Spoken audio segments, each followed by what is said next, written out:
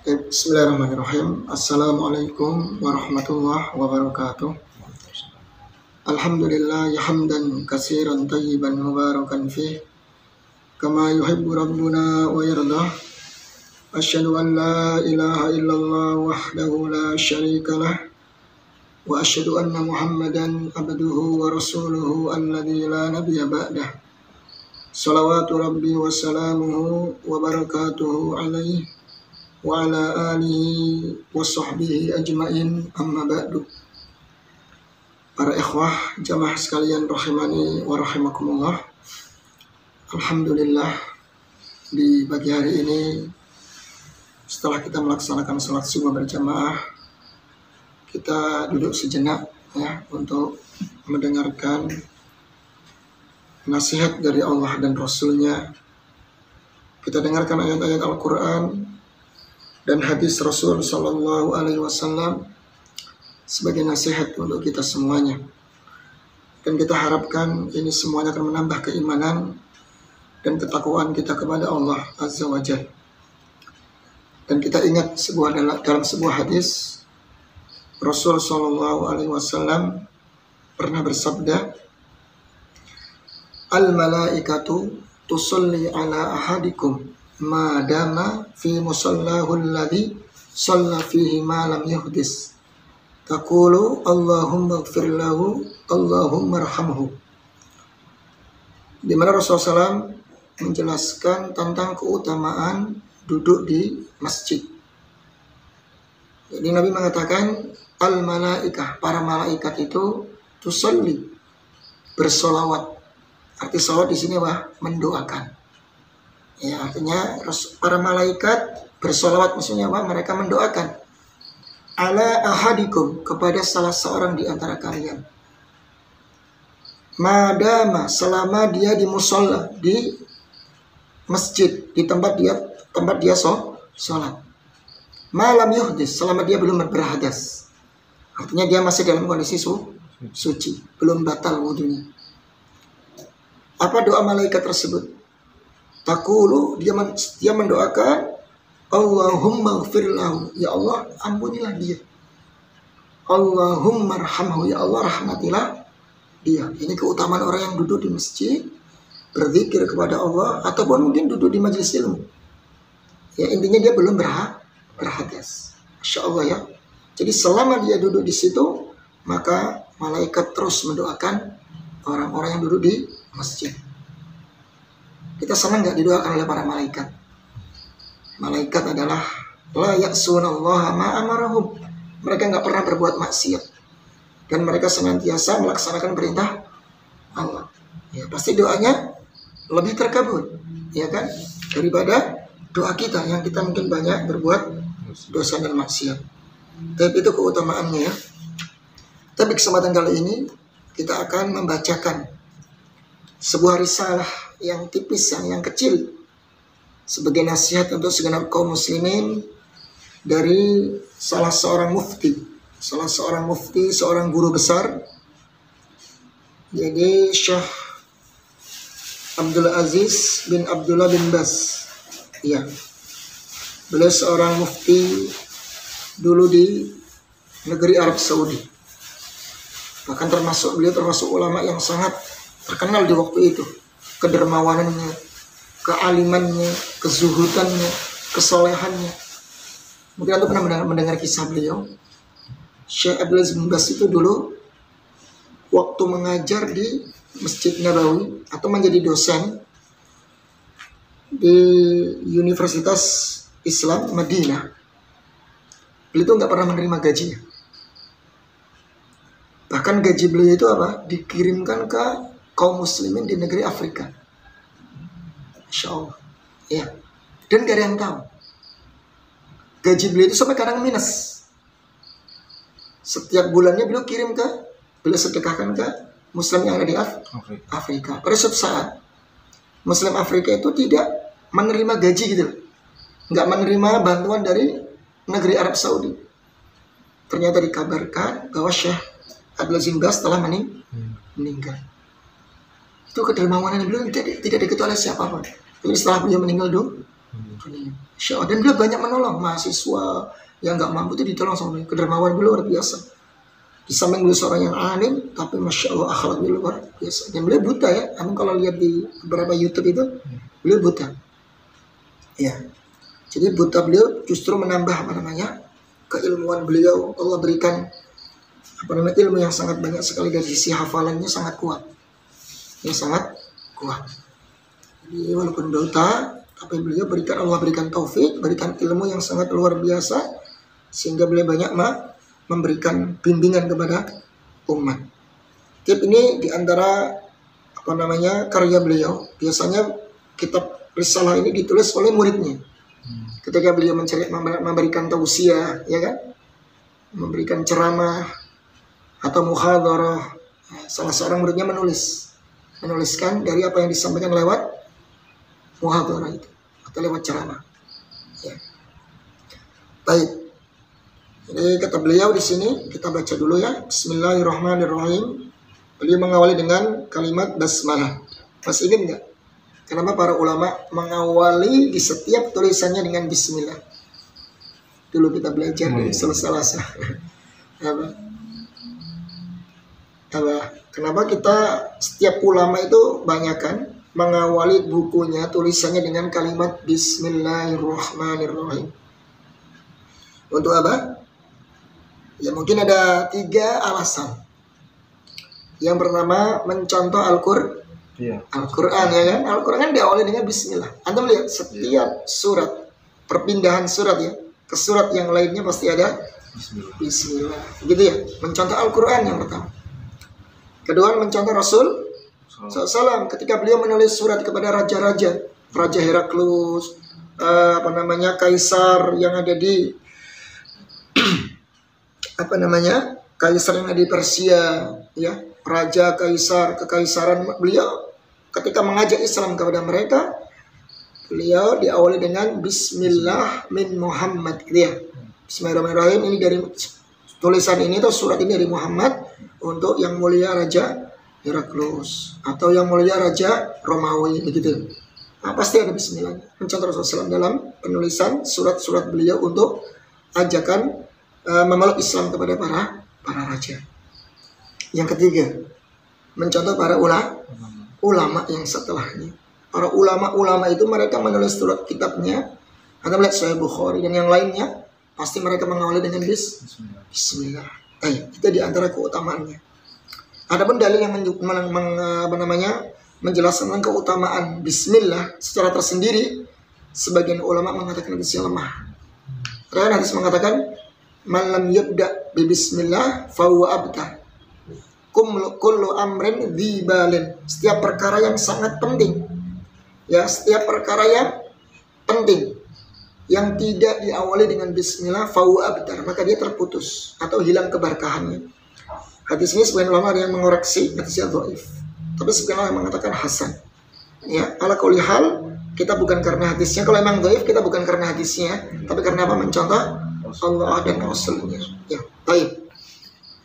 Kata beliau di sini, Alhamdulillahirabbil alamin.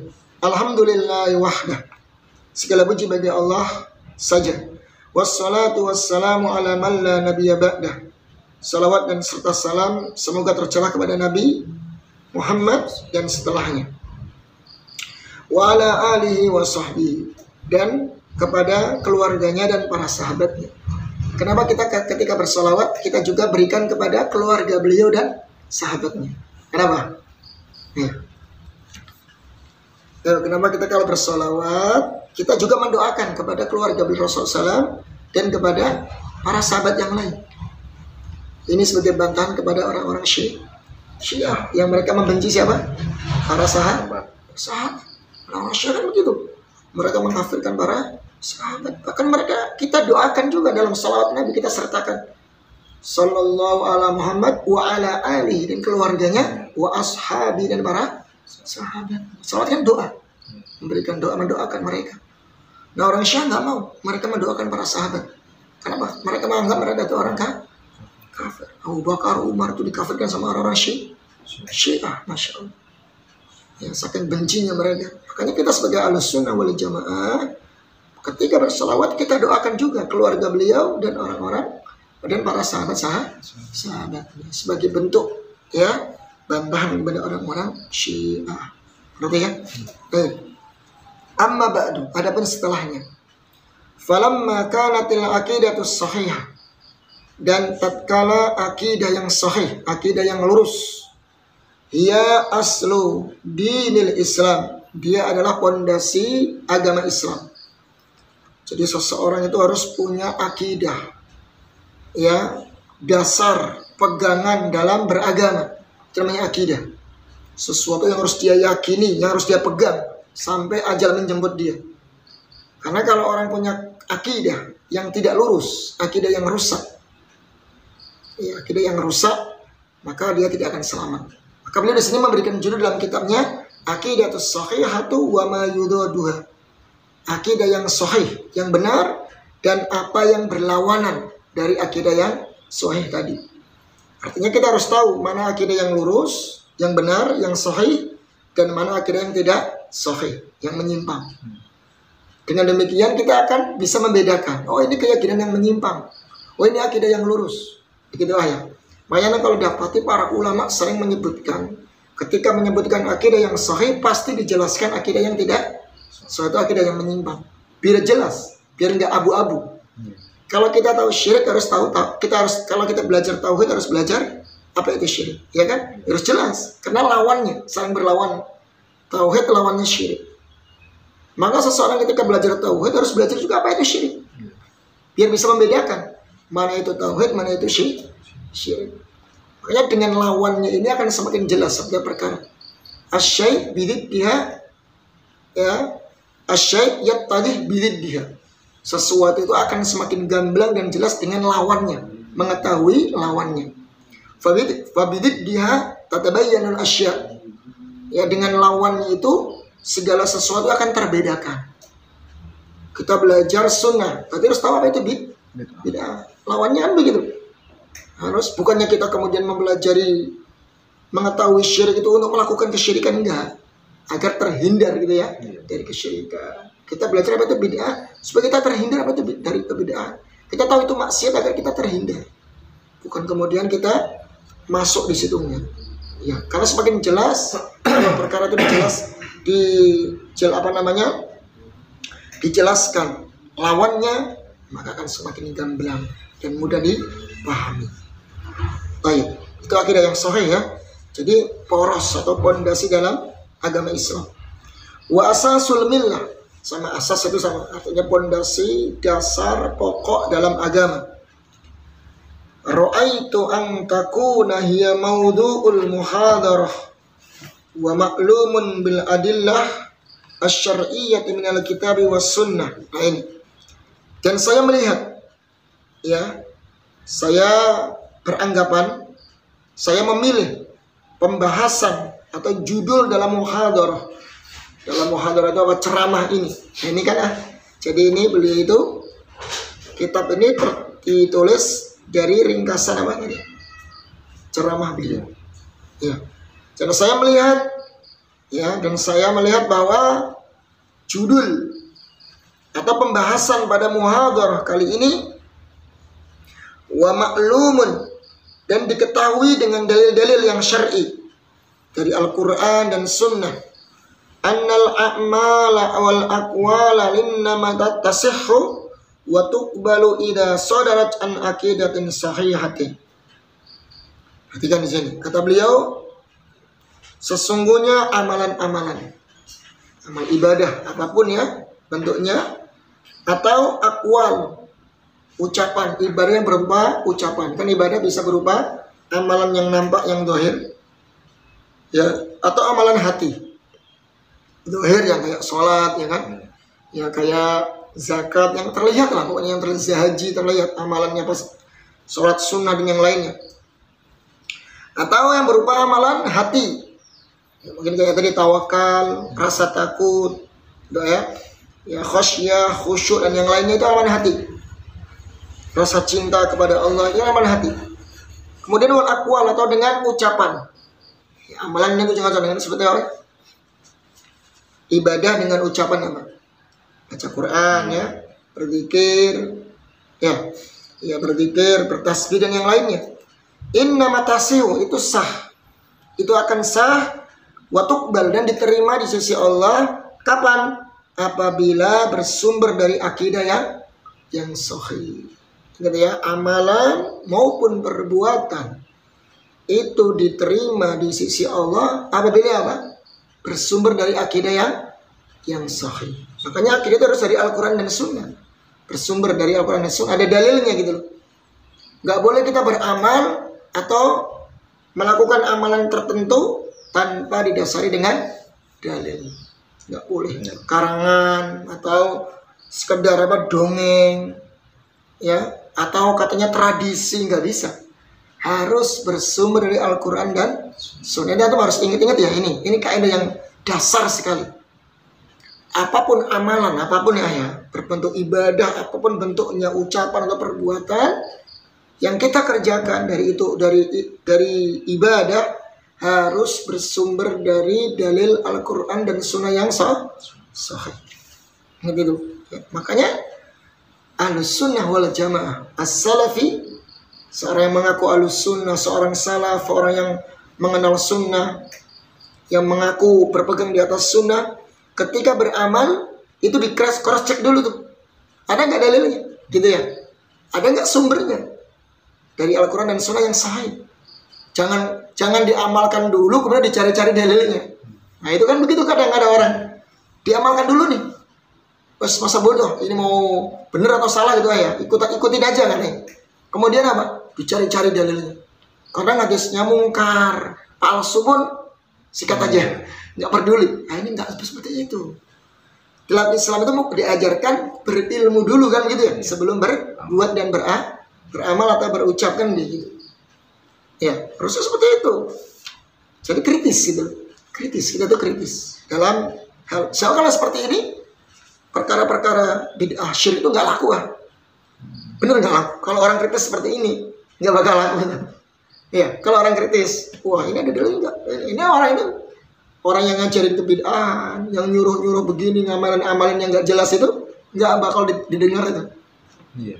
Ya, nggak laku ya. Ya, tapi kita kadang nggak kritis. Karena kita diancam ya.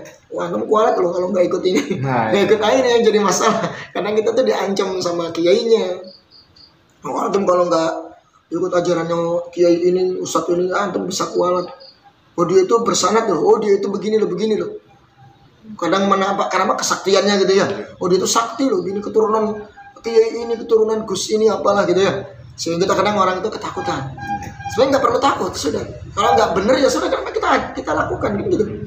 Kita amalkan, tinggalkan begitu saja. Nah, ingat ya kaidah kita, setiap perbuatan atau ucapan berupa ibadah harus berlandaskan Al-Quran dan Sunnah yang sahih. Ini kata ya, ini kaidah yang jasa di atas Syekh bin Baz rahimahullahu taala. Baik. Fa idza kanatil aqidah ghairu sahihatin, apabila akidah tidak benar, batala ma yatafarra'u anha min a'malin wa aqwalin, maka batil, akan rusak apa yang bercabang darinya dari amalan maupun ucapan. Ingat, kalau akidahnya sudah nggak benar, maka yang timbul dari keyakinan dari akidah itu berupa ucapan maupun perbuatan pasti juga nggak benar. Contohnya bagaimana? Ayo, ada contohnya banyak sekali. Ana kasih contoh ya. Contoh gampang saja. Seseorang meyakini bahwa ketika dia lempar jumroh nih biasanya, lempar jumroh ketika pada jamaah haji, ketika dia lempar jumroh menganggap bahwasanya itu melempar setan gitu ya. Maka dari keyakinan ini muncul perbuatan yang nggak benar nanti. Akhirnya yang terjadi apa? Menimbulkan amalan yang tidak benar juga. Akhirnya sepatu, sandal, ya kemudian mungkin kayu dilempar di situ. Padahal lempar jumroh itu perintahnya dengan kerikil kecil kan? Iya. Kerikil kecil berapa? 7 batu kecil. Ya, dilempar.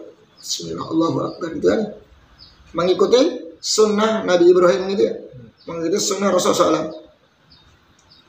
Nah kalau keyakinannya muncul karena lempar syaitan, maka dia bernafsu ya, bernafsu. Akhirnya menyimpang sudah, bukan pakai kerikil lagi sudah. Iya. Ya, setan batu yang gede sekali nih, biar mati setannya. Akhirnya nah lihat itu bener ini fakta. Nah lihat kayu itu loh, kayu balok itu dilempar sama dia, pelodang gitu. Ya, nanti sendal jepit. Karena ini setan yang harus kita lempar biar mati sekalian gitu kan mungkin ya. Nah keyakinan seperti itu muncul sehingga menimbulkan amalannya tidak menyelisihi pasti. Sunnahnya pakai kerikil, kok ini pakai kayu, pakai sendal lagi. Ya, mungkin ada yang pakai batu besar gitu. Itu. Ya kan akhirnya nggak benar. Keyakinannya nggak benar. Contohnya apa lagi ya di kita? Ya keyakinan syirik itu kan banyak tuh. Ya. Keyakinan syirik contohnya ya. Ini yang apa namanya? Yang umum aja ya. Bangun jembatan ya. Keyakinan kita gimana? Orang-orang tradisi, orang-orang awam, dari nenek moyang ke nenek moyang gitu kan. Jembatan itu ada penghuninya ya. Kan gitu ya. Ya kan gitu kan. Ada penghuni dari kalangan bangsa Dedemet, jin gitu ya. Nah kalau kita nggak memberikan apa? Tumbal ya. Apa namanya? Sesajen lah gitu ya. Mungkin kepala kambing lah, atau kepala ayam lah, atau kerbau lah. Maka ini akan kualat nanti. Bisa roboh apa namanya? Jembatannya, atau bisa memakan korban gitu ya, bisa jatuh di situ. Nah kayak ini kan dari dulu turun temurun ya, sampai sekarang ya masih ada. Betul nggak? Iya. Bahkan mungkin kiainya ngajarin kayak gitu. Mohon maaf ya, anak pernah mendengar kayak gitu dari omongan dia. Tapi kiainya loh ngajarin kayak gitu. Yang dikatakan panutannya, ustadznya ngajarinnya kayak gitu. Katanya memang nggak apa-apa, katanya nggak apa-apa, karena ini permintaan dari siapa? Jin itu, Dedemet itu minta dikasih tumbal supaya lebih maslahatnya lebih besar itu apa? Tidak memakan korban. Alhamdulillah.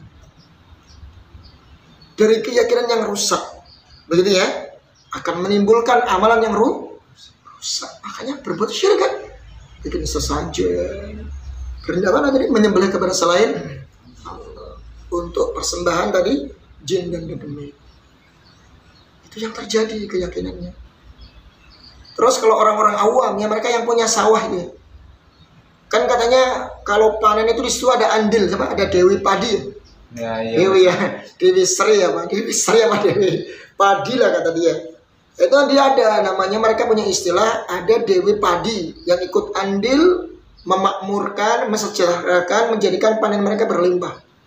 Berarti mereka menganggap ada selain Allah yang ikut andil memberi rizki. Apa yang terjadi? Akhirnya mereka kasih sajian kan di pojok-pojok sawahnya itu, kasih mungkin nasi tumpang, kasih beberapa apa namanya buah-buahan atau beberapa sayur, taruh di pojok-pojok. Itu masih ada loh di daerah Jawa-Jawa yang mungkin pedalaman ya. Kalau di kota nggak tahu, kalau sekarang udah enggak. Tapi mungkin masih ada, karena masih ada. Keyakinan itu masih bercokol. Ini akidah yang rusak akan menimbulkan amalan dan ucapan yang rusak juga. Yang pentingnya akidah yang lurus, diluruskan akidah yang benar. Bagaimana nggak boleh tentang menyembelih kepada selain Allah, dijelaskan ya. Tahu kita menjadikan tandingan kepada selain Allah nggak boleh, apapun bentuknya nggak boleh kan itu. Kita bedanya kepada Allah saja. Terus dijelaskan ini dasar, masalah dasar. Ya, kita baca nih ya. Kemudian kama qala ta'ala, sebagaimana Allah berfirman, wa may yakfur bil imani faqad habita amaluhu wa huwa fil akhirati minal khasirin. Barang siapa yang kufur, ya, yang mengingkari bil iman, keimanan kepada Allah, maka sungguh telah terhapus amalannya. Ya, misalnya yang kufur terhadap iman kepada Allah, maka akan hapus amalannya dan dia di akhirat termasuk orang-orang yang merugi. Nah itu. Jadi kekufuran, kesyirikan ini perkara yang mengkhawatirkan bagi seorang muslim. Amilatun nasibah dalam surat Al-Ghasyiyah ya. Jadi dia beramal tapi apa sia-sia. Umar bin Khattab ketika membaca ayat ini menangis loh. Dia khawatir, jangan-jangan saya sudah capek-capek beramal di dunia, tahu-tahu di akhirat termasuk orang yang rugi, sia-sia amalanku. Kita jangan sampai. Kita nggak mau dong seperti itu. Udah capek-capek kerja nggak dapat gaji gitu aja. Bahkan seumur hidupnya dia habiskan untuk ibadah, tapi di akhirat termasuk orang yang binasa. Ini kan rugi. Kerugian yang sangat besar. Orang yang melakukan kesyirikan seperti itu sudah. Dia capek-capek beramal, amalnya terhapus karena kesyirikan. Maka hati-hatinya seperti ini. Ya, jadi harus tahu pembatal-pembatalnya gitu ya. Biar tidak terjerumus ke dalam bentuk-bentuk kesyirikan. Surat Al-Maidah ayat 5 ya.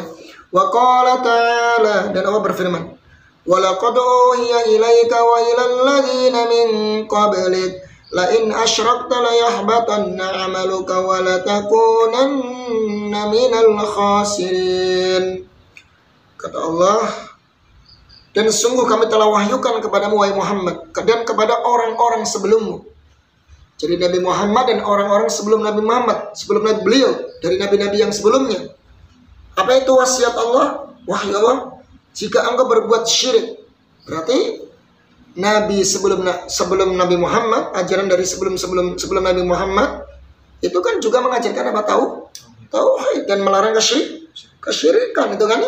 Jika engkau berbuat syirik, la yahbatanna 'amaluk, maka sungguh akan terhapus amalanmu. Nah ini. Dan engkau di akhirat termasuk orang-orang yang merugi. Ini siapa kepada Nabi Muhammad kan? Yeah.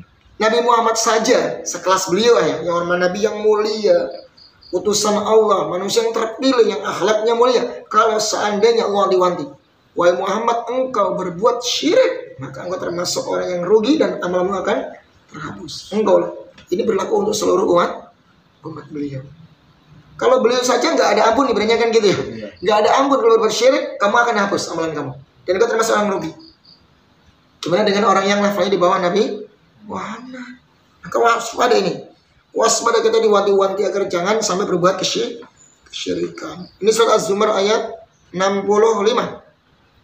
Wal ayatu fi hadzal ma'na katsiratun, dan ayat-ayat tentang makna ini sangat banyak sekali. Ya, karena kesyirikan ini, keyakinan syirik, kelenik seperti itu ya, khurafat, itu akan membuahkan amalan-amalan yang rusak.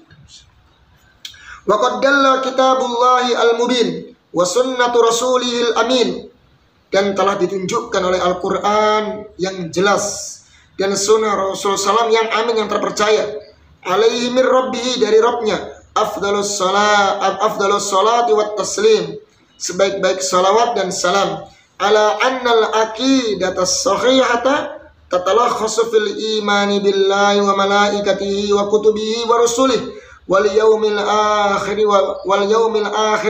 wa bil qadari khairihi wa syarrihi. Ini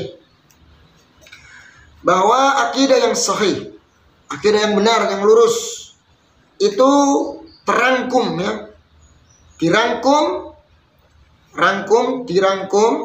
diringkas pada iman kepada Allah, ya, iman kepada Allah saja, iman kepada malaikat-malaikatnya, kitab-kitabnya, kemudian apa? Rasul-rasulnya, iman kepada hari akhir, dan yang keenam, iman kepada takdir yang baik maupun yang buruk. Nah ini, jadi termasuk akidah yang lurus. Ini dasar ya, dasar dalam memahami Islam adalah pertama, kita harus memahami rukun iman. Ya, rukun iman kita sudah tahu ya, kita sudah diajarkan dari dulu ya. Ada berapa? Ada 6 kan? Iman kepada Allah, iman kepada malaikat, iman kepada kitab, iman kepada Rasul, iman kepada hari akhir. Yang ke-6, iman kepada takdir yang baik maupun yang buruk. Nanti insya Allah akan dirinci satu persatu. Ya, tentang pembahasan iman kepada Allah, bagaimana konsekuensinya, iman kepada malaikat itu bagaimana, iman kepada kitab-kitab Allah, Rasul-Rasul Allah, iman kepada hari akhir, iman kepada takdir itu bagaimana rinciannya, nanti insya Allah kita akan bahas. Fahadhil umur sittatu ya usulul aqidatis sahihah. Dan 6 perkara ini, rukun iman tadi ya, yang 6 tadi, merupakan pokok akidah yang lurus, yang sahih. Jadi seorang mukmin yang namanya rukun harus kita imani semua ini. Barang siapa yang mengingkari salah satu saja dari rukun iman ini, maka akan keluar Islam. Mungkin dia nggak percaya dengan adanya malaikat, nggak beriman adanya malaikat, bisa kufur. Ya, atau dia nggak percaya dengan Rasul-Rasul Allah, utusan-utusan Allah, tidak percaya dengan kitab-kitab salah satu saja, maka dia bisa keluar dari Islam. Maka kalau menyimpang sedikit saya dari 6 rukun ini, maka akan menyimpang. Ya, karena ini adalah usul, dasar pokok akidah yang lurus. Allati nazala biha kitabullahil aziz, yang Allah turun, ya, yang Al-Qur'an, ya, Al-Qur'an turun dengannya. Ya, Al-Quran diturunkan dengannya. Wa ba'asallahu biha rasulahu Muhammadan alaihi salatu wassalam, dan dengannya lah Allah mengutus Nabi Muhammad sallallahu alaihi wasallam. Jadi karena rukun iman inilah Allah menurunkan Al-Quran. Karena rukun iman inilah Allah mengutus Rasul sallallahu alaihi wasallam. Ya.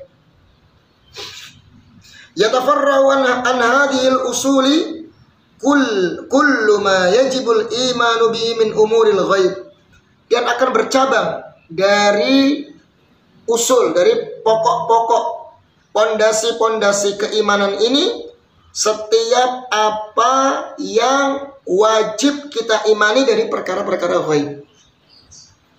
Iman kepada Allah ghaib enggak? Ghaib kan? Iya. Mana kita melihat Allah? Kadang-kadang orang tuh bertanya, saya mau beriman kepada Allah kalau saya melihat Allah. Oh iya. Di zaman Nabi Musa itu. Iya. Begitu kan? Kita katakan bahwasanya sesuatu yang kita rasakan, sesuatu yang tidak bisa kita lihat itu bisa kita rasakan. Kita pernah lapar gak? Lapar. Iya. Kita lihat lapar itu kayak apa bentuknya? Nggak bisa lihat kan? Tapi kita bisa kita rasakan.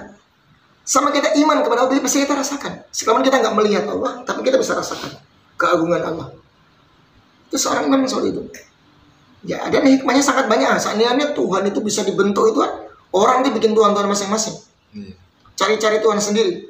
Ya mungkin kayak agama sebelah ya, mohon maaf.